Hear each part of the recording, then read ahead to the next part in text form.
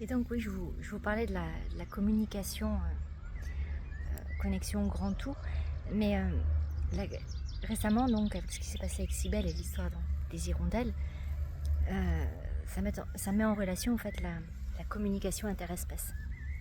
Et ça, c'est assez fabuleux. Parce qu'en fait, les hirondelles sont venues une première fois, mais bon, Cybèle n'était pas très en forme, on va dire, et elles ne sont pas restées. En fait, elles cherchaient vraiment un endroit où se poser. Et c'était vraiment très flagrant. Parce qu'elles ont testé donc là où dort Cybèle, là où dort Eros, et je les voyais tourner autour. Et je voyais bien qu'elles n'arrivaient pas à se poser quelque part. Et il a fallu ce fameux événement bombe, bombe, bombe atomique pour que, j'ai envie de dire, les choses reprennent leur place, juste. Et là, à ce moment-là, les hirondelles ont commencé à faire leur nid comme d'habitude chez Cybèle. Et c'était vraiment flagrant. Et en fait, là, donc les bébés, etc. Donc les bébés naissent, ils se mettent sur la rambarde, ils me regardent le matin lorsque je m'occupe de Cybèle, c'est absolument éclatant. Et progressivement, en fait, même quand je fais des soins Reiki à Cybèle le soir, et ben, il y en a toujours une ou deux qui vient se percher sur les étagères là où est Cybèle et qui me regarde faire. Et en fait, elle prend elle-même le soin et c'est absolument fabuleux. Il faut vraiment vivre ce genre de choses pour se rendre compte de la puissance, de la connexion qu'on a au vivant. Et pour moi, c'est tout simplement revenir à l'essentiel en fait. C'est qu'on est bien ici, qu'on est bien avec les animaux, rien n'est compliqué, tout est simple, tout est évident. Tout est simple en fait.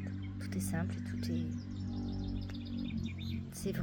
Ouais, je reprends le mot harmonie parce que toutes les espèces vivent en harmonie.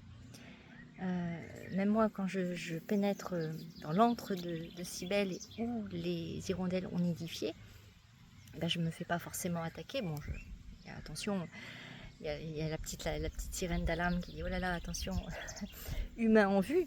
Mais tout de suite, je suis reconnue. Et quand je regarde les bébés dans leur nid, j'ai un regard aussi. Donc vous pouvez voir quand j'ai pris la photo, les bébés me regardent. Et c'est vraiment absolument génial.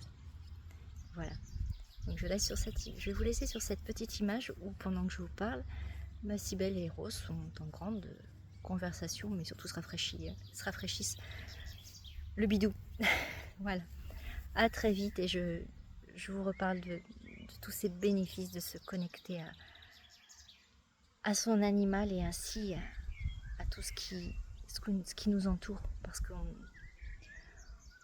est tout petit dans tout ce qui nous entoure, mais en même temps on est très grand, on est, j'ai envie de dire, on est la goutte d'eau dans la mer, mais en même temps on est la mer.